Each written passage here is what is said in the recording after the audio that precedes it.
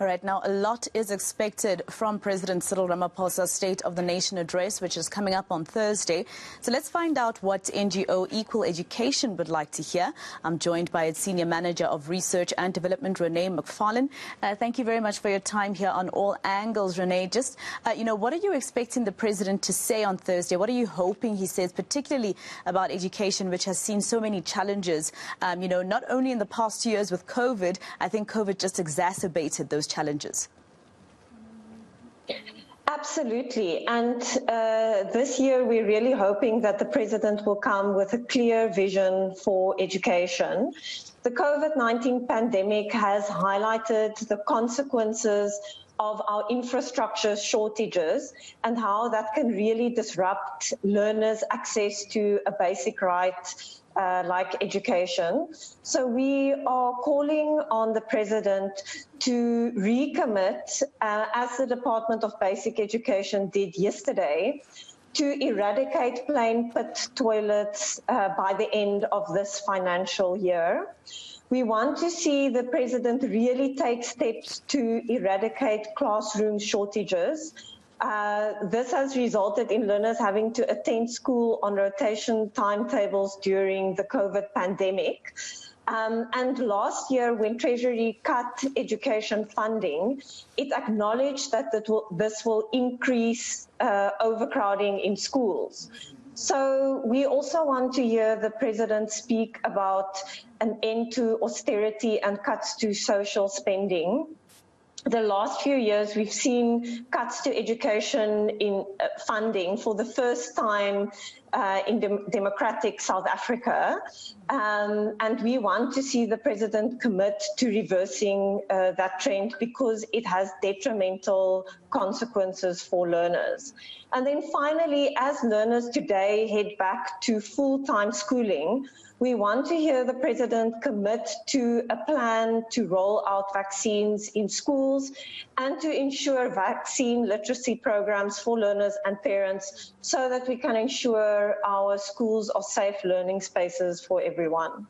And Roné, very interesting that you talk about the cutting of the education budget. I mean, I heard the DG of the Basic Education Department yesterday when they were talking about the state of readiness for this 100% capacity, saying that schools that have been affected by the storms only, so this is apart from the schools that always needed infrastructure development, just the ones that have been affected by the storms are 1,095. And he says the budget that they anticipate for that alone is R1 billion or just a little bit more.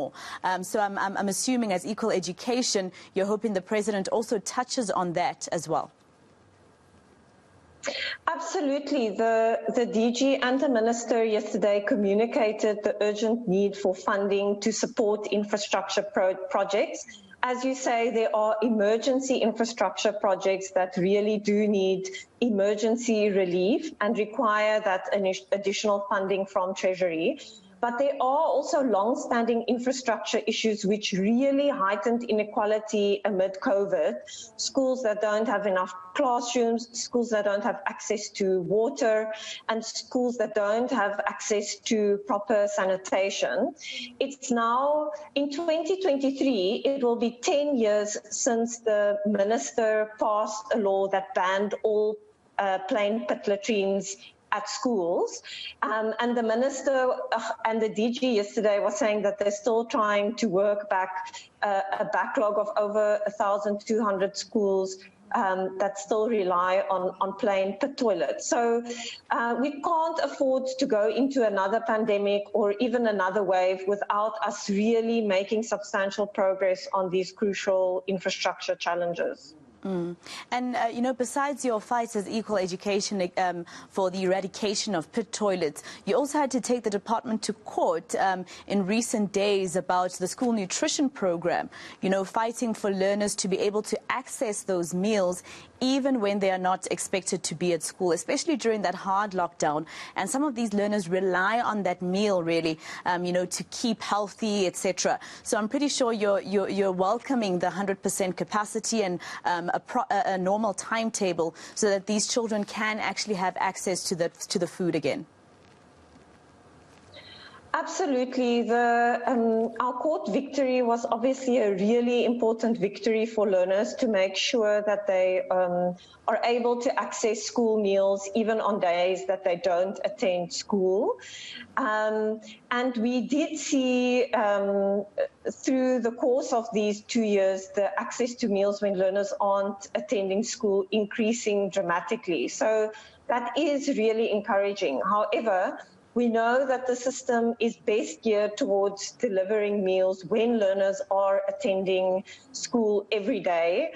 And so EE has been calling for a while for an end to rotation, and we're really, really happy to hear that learners are going to be attending school full-time from today onwards. It's not just their access to meals, it's also access to other vaccine programs, it's access to psychosocial support or counseling that learners get at school, and then obviously the learning disruptions that come from only attending school on 2 or 3 days a week. So really welcome the full return of learners to school. So I have to wrap up because I'm running out of time, but just very quickly in terms of, the President speaking on Thursday, particularly about education. Bangaza Lissufi, the Gauteng Education MEC, earlier this year was opening a new school. He said in Gauteng alone, because of how many people come here for job seeking, etc., needed to build at least 40 schools every 3 months or so. And this is also another issue that contributes to, the fact that we have so many schools in rural areas where there's just too many kids for one teacher. Absolutely, especially in our urban provinces, the need related to building new schools is tremendous. And again, that's why it does require a specific focus from the President to make sure that there is a concrete plan to keep up with the need for new school buildings, and that we plan ahead looking at things like migration patterns, etc., that we upgrade in rural provinces schools that are falling apart and really posing a danger to learners' lives, as well as affecting quality learning.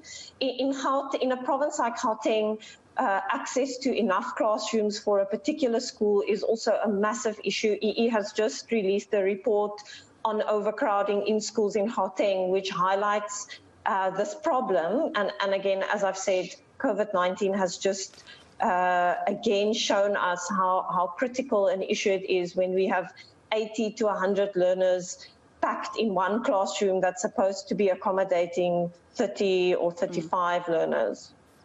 Well, thank you very much, Roné, for speaking to us. Of course, we can talk about this for quite a while. When it comes to education, there's also the fact that the President, I think, should also speak to, employing more teachers so that there's enough teachers per classroom.